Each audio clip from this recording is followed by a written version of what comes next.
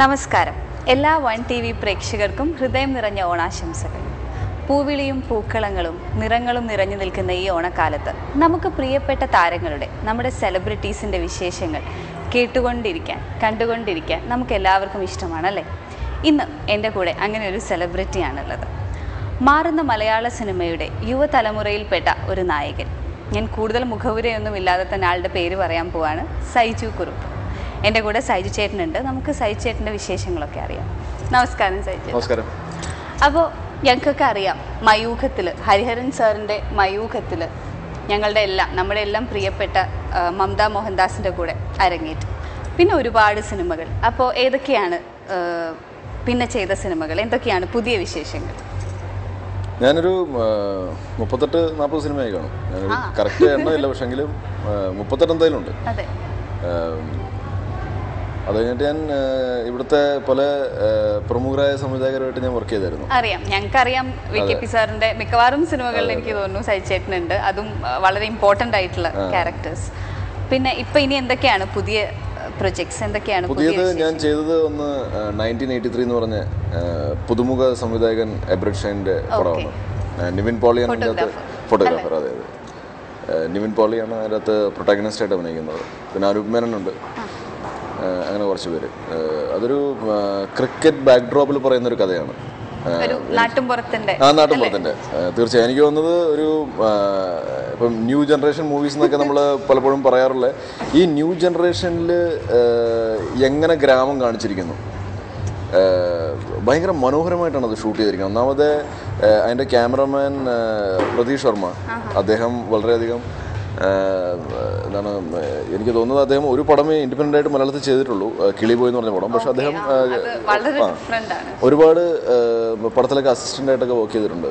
അപ്പോൾ ക്യാമറമാന് അത്യാവശ്യം നല്ല നോളജ് ഉണ്ട്. അത് കൂടാണ്ട് എബ്രഡ് ഷൈൻ എന്ന് പറയുന്നത് അദ്ദേഹം ഫോട്ടോഗ്രാഫർ ആയിരുന്ന കാരണം അദ്ദേഹത്തിന് ഒരു വിഷ്വൽസിനെ പറ്റി വ്യക്തമായ ധാരണയുണ്ട്. എങ്ങനെ ഒരു ഫ്രെയിം വെച്ചാൽ മനോഹരമായിട്ട് എടുക്കാൻ പറ്റുമെന്നൊക്കെയുള്ള ഒരു ധാരണയുണ്ട്. അപ്പം ഇത് രണ്ടും കൂടെ ചേർന്നപ്പോഴത്തേക്കും നമുക്ക് വളരെ മനോഹരമായ വിഷ്വൽസ് കിട്ടിയത്. ഞാൻ സ്ക്രിപ്റ്റ് ഷൈൻ്റെ ഫ്ലാറ്റിൽ വിളിച്ചിട്ട് ഞാൻ സ്ക്രിപ്റ്റ് വായിച്ചപ്പോഴത്തേക്കും എനിക്ക് ഭയങ്കര ഇഷ്ടപ്പെട്ടു എനിക്ക്. അപ്പോൾ എനിക്ക് പല കാര്യങ്ങൾ റിലേറ്റ് ചെയ്യാൻ പറ്റുന്നുണ്ട് എൻ്റെ വീട്ടിൽ നടന്നതായിട്ട്. അതായത് ഞാൻ ക്രിക്കറ്റ് കളിക്കാൻ വേണ്ടി പോകുമ്പോഴത്തേക്കും എൻ്റെ അച്ഛൻ എന്താ പറഞ്ഞുകൊണ്ടിരുന്നത്, എൻ്റെ അമ്മയുടെയൊക്കെ, അല്ലെങ്കിൽ ഞാൻ തിരിച്ചു ചെല്ലുമ്പോഴത്തേക്കും എന്താ പറഞ്ഞുകൊണ്ടിരുന്നത്, അങ്ങനെ കുറേ മിക്കവാറും പ്രശ്നങ്ങളാണല്ലോ. അതായത് പഠിക്കേണ്ട സമയത്ത് നമ്മൾ പോയി ക്രിക്കറ്റ് കളിക്കും. അതാണ് എല്ലാവരുടെയും പ്രശ്നം, എല്ലാ അച്ഛനും അമ്മയുടെയും പ്രശ്നം.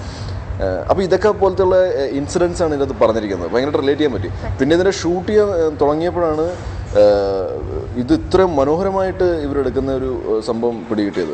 എനിക്ക് ഏകദേശം എൻ്റെ ഗട്ട് ഫീൽ പറയണത് ഇത് ഓഡിയൻസിന് തീർച്ചയായും ഇഷ്ടപ്പെടുമെന്നാണ് ഈ സിനിമ. അതിനുശേഷം ഞാൻ ചെയ്തത് വെടി വഴിപാടെന്ന് പറഞ്ഞ് അരുൺകുമാർ അരവിന്ദ് പ്രൊഡ്യൂസ് ചെയ്ത പടമാണ്. അത് ശംഭു എന്ന് പറഞ്ഞ സംവിധായകനാണ്, ഡെബ്യൂട്ടൻ ഡയറക്ടറാണ്. അതിൻ്റെ അത് ഇന്ദ്രജിത്ത്, മുരളി ഗോപി, ശ്രീജിത്ത് രവി ഇവരൊക്കെ ഉണ്ട്. അതൊരു ദിവസത്തെ കഥയാണ്.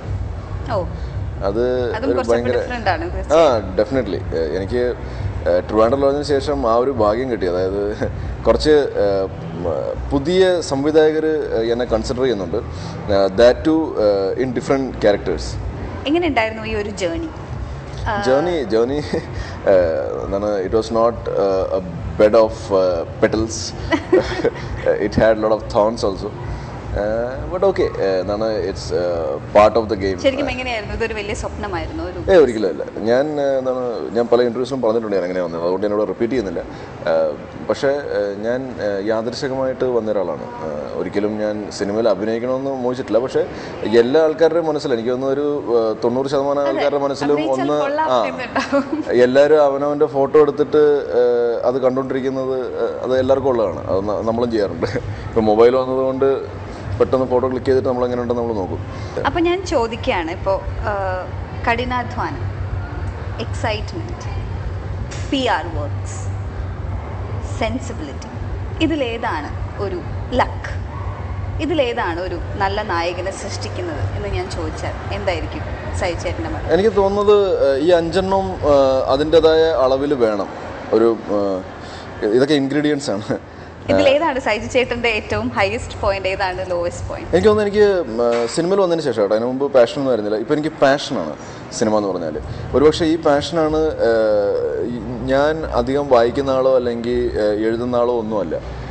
പക്ഷേ ഞാനൊരു സിനിമ തിരക്കഥ എഴുതിയായിരുന്നു. അത് എൻ്റെ ഒരു പാഷനായതുകൊണ്ടായിരിക്കും, ഞാൻ സിനിമ അത്രയും സ്നേഹിക്കുന്നതുകൊണ്ടാണ്. എനിക്ക് തോന്നുന്നു അതാണ് ഏറ്റവും മേളിൽ. പിന്നെ ഓഫ് കോഴ്സ് നമ്മുടെ PR നന്നായിരിക്കണം. PR ഒരിക്കലും അല്ലെങ്കിൽ നമ്മൾ ഒരു പെർട്ടിക്കുലർ സ്റ്റേജിൽ എത്തിക്കഴിഞ്ഞാൽ പിന്നെ നമുക്ക് കുഴപ്പമില്ല. പക്ഷേ എങ്കിലും നമ്മുടെ പബ്ലിക് റിലേഷൻ ഓൾവേസ്. അതിപ്പോൾ നമ്മൾ സിനിമയിൽ മാത്രമല്ല, നമ്മൾ ഏത് ഇതിൽ ഇപ്പം നമ്മളിപ്പോൾ ജോലി ചെയ്യുന്നില്ലെങ്കിൽ ഇപ്പോൾ നമ്മളൊരു ബിസിനസ് ചെയ്യുകയാണ്. ബിസിനസ്സിൽ നമുക്ക് പല കസ്റ്റമേഴ്സ് ഉണ്ട്, അല്ലെങ്കിൽ നമുക്ക് ഡീലേഴ്സ് കാണും. അങ്ങനെയുള്ള എല്ലാവരുമായിട്ട് നമ്മുടെ ഡീലിങ്സ് നല്ലതായിരിക്കണം. PR of course. പിന്നെ സെൻസിബിലിറ്റി ഉണ്ടാവണം ഓഫ് കോഴ്സ്. അപ്പോൾ നിങ്ങൾ പറഞ്ഞ എല്ലാ കാര്യങ്ങളും വേണം. അതിൻ്റെ ഒരു എന്താണ് ചെറിയ ഇതുവരെ അഭിനയിച്ചതിൽ ഏറ്റവും നന്നായിട്ട് കൂടെ നിന്ന് അഭിനയിക്കാൻ പറ്റിയ ഒരു കോ സ്റ്റാറിന്റെ പേര് ചോദിച്ചാൽ എന്താ പറയുക? എനിക്ക് തോന്നുന്നത് ഒന്ന് ഓഫ് കോഴ്സ് മമത പക്ഷേ ഞാൻ ഒരുപാട് ചെയ്തിട്ടുള്ളൂ. ശ്രീജിത്ത് രവി ഒരു നല്ല കോ സ്റ്റാറാണ്. ശ്രീധർ ഞാൻ 3-4 പടങ്ങൾ ചെയ്തിട്ടുണ്ട്. അതുകൂടാണ്ട് വിനയ് ഫോർട്ട് ആയിട്ട് ഞാൻ ഒരു പടം ചെയ്തിട്ടുണ്ട്. Vinay is A good co star. പിന്നെ ജയസൂര്യ, അനൂപ് മേനൻ, ഇവർ രണ്ടുപേരും. ഇത് ഞാനിത് എങ്ങനെയാണ് അളക്കുന്നതെന്ന് വെച്ചാൽ, ഇവർ നമ്മൾ ഒരുപാട് സപ്പോർട്ട് ചെയ്യും, ഹെൽപ്പ് ചെയ്യും. ഒരു സാധനം ഇപ്പം നമുക്ക് ചിലപ്പോൾ അറിയില്ലായിരിക്കും ഇത് ഓഡിയൻസിന് എങ്ങനെയായിരിക്കും ഇത് കിട്ടുന്നത്. നമ്മൾ പെർഫോം ചെയ്യുന്ന സമയത്ത് നമ്മൾ വിചാരിക്കുന്നത് ഇതാണ് അത് സംഭവം എന്നൊക്കെ നമ്മൾ വിചാരിക്കും. പക്ഷേ ചിലപ്പോൾ അതങ്ങനെ ആയിരിക്കില്ല. അപ്പോൾ ഇവർ വന്നത് പിൻ പോയിന്റ് ചെയ്യും, ഇതൊന്നും മാറ്റി പിടിച്ചിട്ട് ഇങ്ങനെ ചെയ്താൽ. ദ തിങ് ഈസ് ദാറ്റ് ഇതൊന്നും മാറ്റി പിടിക്കാൻ ആർക്കും പറയാം, ഇതിങ്ങനെയല്ല ഇതെങ്ങനെ ചെയ്യണമെന്നുള്ളത് അത് കാണിച്ചു തരാൻ വളരെ ബുദ്ധിമുട്ടാണ്. അപ്പോൾ ഇത് അങ്ങനത്തെ ഉള്ള കാര്യങ്ങൾ ഇവർ ഭയങ്കരമായിട്ട് ഹെൽപ്പ് ചെയ്തിട്ടുണ്ട്. പിന്നെ തീർച്ചയായും ഇപ്പോൾ കർമ്മയോഗി എന്ന് പറഞ്ഞ സിനിമ ചെയ്തുകൊണ്ടിരിക്കുമ്പോഴത്തേക്കും ഇന്ദ്രിയതാണ് പ്രൊട്ടാഗണിസ്റ്റ് ആണ് അത്. അപ്പം നമ്മുടെ ലാസ്റ്റിലൊരു കളറിപ്പയറ്റിൻ്റെ ഒരു സീനുണ്ട്. അപ്പോൾ അതിൻ്റെ അകത്ത് അതൊരു ഷോ മാച്ചായിട്ട് തുടങ്ങിയിട്ട് അത് സീരിയസ് ആവുന്നതാണ്. അപ്പോൾ അതിൻ്റെ അകത്ത് ഒരു ഷോട്ടാണ് എൻ്റെ. അതായത് എനിക്ക് ഒരു വെട്ട് കിട്ടും. ഈ വെട്ട് കിട്ടിയിട്ട് ഈ ദേഷ്യം സങ്കടം എല്ലാം കൂടെ ഞാൻ ഒന്നിച്ച് കാണിക്കേണ്ട ഒരു സാധനമാണ്. അപ്പോൾ ഇത് ഞാൻ എൻ്റെ രീതി ചെയ്തു. അപ്പം ഇന്ദ്രിയത്ത് പറഞ്ഞത് കുറച്ചുകൂടെ എഫക്റ്റീവ് ഈ രീതി ചെയ്യുവാണെങ്കിലാണ്. അപ്പോൾ ഞാൻ നോക്കിയപ്പോൾ ശരിയാണ്, ചിലപ്പോൾ അത് കൂടുതൽ എഫക്റ്റീവ് ആയിരിക്കും. അപ്പോൾ അങ്ങനെ ഞാൻ ആ രീതിയിൽ ചെയ്തു. അപ്പം ഓഫ് കോഴ്സ് എനിക്കത് ചെയ്യുമ്പോൾ തന്നെ അറിയാം, ഇതാണ് സാധനം എന്നങ്ങനെ ഫീൽ ചെയ്യും. അപ്പം അങ്ങനെ ഇപ്പം ഞാൻ കുറച്ച് പേരുടെ പേരൊക്കെ ഞാൻ വിട്ടുപോയി കാണും. പക്ഷേ ഇവരൊക്കെ നല്ല കോ ആക്ടേഴ്സാണ്, ഭയങ്കരമായിട്ട് സപ്പോർട്ട് ചെയ്യും. ചെയ്ത സിനിമകളിൽ വെച്ച് ഏതെങ്കിലും ഒരു കഥാപാത്രം വളരെ എക്സൈറ്റഡ് ആയിട്ട് വീട്ടിലിരുന്ന് ഇതെനിക്ക് കിട്ടിയത് എനിക്ക് ഭയങ്കര സന്തോഷമായി, ഞാനിത് എങ്ങനെയൊക്കെ ചെയ്യണം, അങ്ങനെ പ്ലാൻ ചെയ്ത് ആ കഥാപാത്രം കിട്ടിക്കഴിഞ്ഞപ്പോൾ വളരെ എക്സൈറ്റഡ് ആയ ഏതെങ്കിലും ഒരു കഥാപാത്രം? എനിക്കിപ്പോഴാണ് കുറേ കാലം കഴിഞ്ഞിട്ട് മയൂഖം, പിന്നെ അങ്ങനെ കുറച്ച് പടങ്ങളല്ലാണ്ട് ഇപ്പോൾ കർമ്മയോഗി, അങ്ങനത്തെ കുറച്ച് പടങ്ങളല്ലാണ്ട് ആദ്യമേ സ്ക്രിപ്റ്റ് കിട്ടിയിട്ടില്ല പടങ്ങളുടെ. നമ്മൾ ലൊക്കേഷൻ ചെല്ലുമ്പോഴാണ് സാധാരണ സ്ക്രിപ്റ്റ് കിട്ടുന്നത്. പോസ്റ്റ് ട്രിവാൻഡ്രം ലോഡ്ജ് ഞാൻ ചോദിക്കാൻ തുടങ്ങി. എനിക്ക് ഇപ്പോൾ കിട്ടില്ലെങ്കിലും കുഴപ്പമൊന്നുമില്ല, പക്ഷേ ഒന്ന് അറിഞ്ഞിരുന്നെങ്കിൽ നല്ലതായിരുന്നു. പിന്നെ വേറൊരു കാര്യം എന്ന് വെച്ചാൽ, ഇപ്പം റൈറ്റേഴ്സ് ലൈക്ക് മുരളി ഗോപി, ഇപ്പം വെടിവിടുവാടിൻ്റെ director Shambhu, he himself wrote the script, Shambhu, പിന്നെ എബ്രിഡ് ഷൈൻ, ഇവരൊക്കെ സ്ക്രിപ്റ്റ് നമുക്ക് ആദ്യം തന്നിരുന്നു. അപ്പോൾ അതുകൊണ്ട് നമുക്ക് വളരെ ഈസിയാണ് പിന്നെ നമ്മൾ ലൊക്കേഷൻ ചെല്ലും. ബിക്കോസ് നമുക്ക് എൻറ്റയർ സാധനം അറിയാം. അല്ലെങ്കിൽ നമ്മൾ ലൊക്കേഷനിൽ എത്തുമ്പോഴത്തേക്കും നമുക്ക് മേക്കപ്പ് ചെയ്യണം, കോസ്റ്റ്യൂം ഫസ്റ്റ് ഡേയുടെ കാര്യം ഞാൻ പറയണത്. ഈ കോസ്റ്റ്യൂം നമുക്ക് ഫിറ്റിംഗ് ആണോ നോക്കണം. മുണ്ടാണെങ്കിൽ പ്രശ്നമില്ല, അതിന് പിന്നെ അളവിൻ്റെ പ്രശ്നമില്ലല്ലോ. ബാക്കി ജീൻസും അല്ലെങ്കിൽ പാൻറ് എന്തായാലും പ്രശ്നമാണ്. നമുക്ക് ചിലപ്പം കുറച്ച് ഓൾട്ടറൊക്കെ ചെയ്യേണ്ടി വരും. അതിൻ്റെ ഇടയിൽ സംവിധായകൻ അവിടെ വേറെ പല കാര്യത്തിൽ ബിസി ആയിരിക്കും. അപ്പം ഒരുപക്ഷെ റൈറ്റർ സാധാരണ എപ്പോഴും കാണാറില്ല ലൊക്കേഷനിൽ. അപ്പോൾ അതിൻ്റെ ഇടയ്ക്ക് കുറച്ച് സമയം കിട്ടുമ്പോഴത്തേക്കും ഡയറക്ടർ വന്ന് നമ്മളെ കഥാപാത്രങ്ങൾ ഇന്ന് ഈ സീനാണ് എടുക്കാൻ പോണത്, പിന്നെ അസോസിയേറ്റ് വന്നിട്ട് നമുക്ക് ഡയലോഗ്സ് ആയിരുന്നു. പെട്ടെന്ന് ഒരു പേജിൻ്റെ ഡയലോഗ് കാണുമ്പോൾ എൻ്റെ ദൈവമേന്നാണ്. ചിലപ്പോൾ ഈസി ഡയലോഗ്സ് ആയിരിക്കും, നമ്മളിപ്പോൾ നോർമലി സംസാരിക്കുന്ന പോലത്തെ ഡയലോഗ്സ് ആയിരിക്കും, നമുക്ക് ഈസി ആയിട്ട് പറയാൻ പറ്റുമായിരിക്കും. പക്ഷേ ഇത് പെട്ടെന്ന് കാണുമ്പോഴേ സംടൈംസ് ഐ ടേക്ക് ഹെൽപ്പ്. ഇപ്പോൾ എനിക്ക് ആദ്യമേ കിട്ടിയിട്ടില്ലെങ്കിൽ ഞാൻ ഡെഫിനറ്റ്ലി ഇപ്പം 1 പേജ് 2 പേജൊക്കെ പറയണമെങ്കിൽ ഇറ്റ്സ് വെരി ഡിഫിക്കൾട്ട്. ഇപ്പം ഞാൻ കൊന്തയും പുണൂലും എന്ന് പറഞ്ഞ ഒരു പടം ചെയ്തു. ജിജോ ആൻ്റണി എന്ന് പറഞ്ഞ ട്രിവാൻഡ്രം ലോഡ്ജിലൊക്കെ അസിസ്റ്റൻ്റ് ഡയറക്ടറായിരുന്നു അദ്ദേഹം. ജിജോ ഒരു സീൻ എടുത്തപ്പോഴത്തേക്കും കുഴപ്പമില്ല, നമ്മൾ ഇപ്പം അറ്റ് എ ടൈം ഒരു 3-4 ഡയലോഗ്സ് പറഞ്ഞാൽ മതി. പിന്നെ ജിജോ എന്താ ചെയ്യുന്നത് വെച്ചാൽ ഈ 2 ക്യാമറ വെച്ചിട്ട് ഇപ്പം മനോജ് കെ ജയനും എൻ്റെയും കൂടെ സീനാണ്. അപ്പോൾ ഒരെണ്ണം മനോജേട്ടന് വേണ്ടി വെച്ചിരിക്കുന്നു, ഒരെണ്ണം എനിക്ക് വേണ്ടി വെച്ചിരിക്കുന്നു. അപ്പോൾ ഒറ്റയടിക്ക് 2 പേജാണ് എനിക്ക് പറയേണ്ടത്. അപ്പോൾ ഡെഫിനറ്റ്ലി എനിക്ക് ആദ്യത്തെ ഒരു പേജിൻ്റെ ഒരു പകുതിയൊക്കെ പറഞ്ഞു കഴിയുമ്പോഴത്തേക്കും പിന്നെ ഇത് മൊത്തം പറയൽ നടക്കില്ല. അപ്പം നമ്മളൊരു സപ്പോർട്ട് എടുക്കും.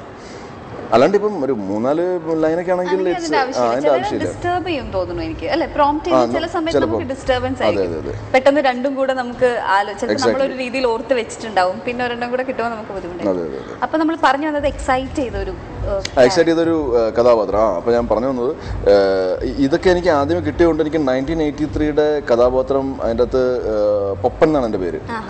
നമ്മുടെ കൂടെയുള്ള ആൾക്കാരൊക്കെ പൊപ്പേട്ടാന്ന് വിളിക്കും. ഇത് ഒന്നാമത് ക്രിക്കറ്റ് എനിക്ക് ഭയങ്കര ഇഷ്ടമുള്ളൊരു സ്പോർട്ടാണ്. അതുകൂടാണ്ടത് സിനിമയായിട്ട് ബ്ലെൻഡ് ആയപ്പോഴത്തേക്കും എനിക്ക് ആ കഥാപാത്രം ചെയ്യണത് എങ്ങനെയെങ്കിലും ഈ സിനിമയും തുടങ്ങിയിട്ട് ആ ലൊക്കേഷനിൽ പോയിട്ട് എനിക്ക് അഭിനയിക്കാൻ തുടങ്ങണമെന്നുള്ളൊരു ചിന്തയായിരുന്നു. പിന്നെ വളരെ നല്ല റിസൾട്ടാണ് നമുക്ക് കിട്ടിയിരിക്കുന്നത്. നമുക്ക് ഐബ്രിഷ് ഷൈൻ എന്ന് പറഞ്ഞൊരു സംവിധായകൻ ഡെഫിനറ്റ്ലി ഒരു വാഗ്ദാനമായിരിക്കും മലയാളം ഇൻഡസ്ട്രി. പറഞ്ഞ പോലെ ഒന്നാമത് ഒരുപാട് കാലത്തെ ഇത്, പിന്നെ വിഷ്വലി ചെയ്യാൻ പറ്റുന്ന കാര്യങ്ങൾ ഒരുപാടാണ്. പിന്നെ ഇപ്പൊ സൈചേട്ടനൊക്കെ പോലെ എനിക്ക് തോന്നുന്നു കാസ്റ്റ് ചെയ്തപ്പോഴും കുറച്ച് സ്പോർട്സുമായിട്ടൊക്കെ റിലേറ്റഡ് ആയിട്ടുള്ളതും അത് റിലേറ്റ് ചെയ്യാൻ പറ്റുന്നതൊക്കെ ആകുമ്പോൾ തന്നെ എന്തായാലും റിസൾട്ട്സ് ഭയങ്കര